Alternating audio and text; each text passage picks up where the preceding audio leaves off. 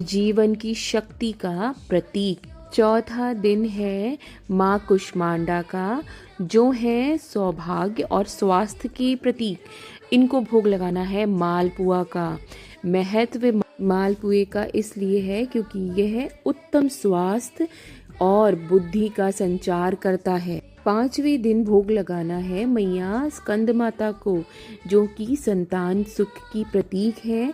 भोग लगाना है इन्हें केले का, और केले का महत्व है, वंश का प्रतीक होता है। साथ ही केला अर्पित करने से संतान संबंधी सुखों की प्राप्ति हो जाती है।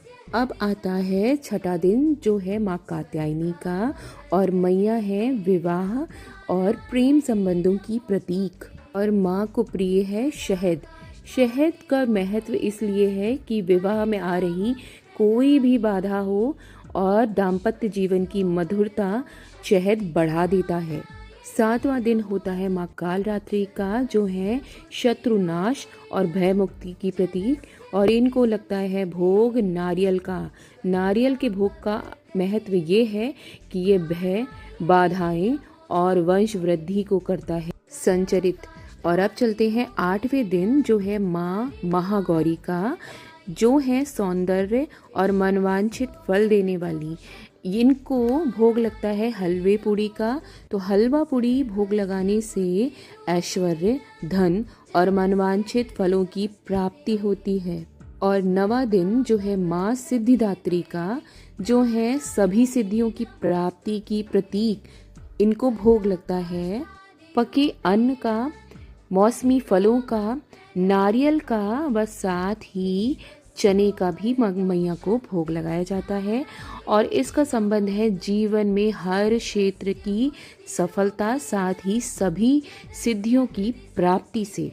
माता रानी के भोग में हमेशा सात्विकता का ध्यान रखें। प्याज, लहसुन जैसे तामसिक पदार्थों का कभी भोग नहीं लगाना चाहिए।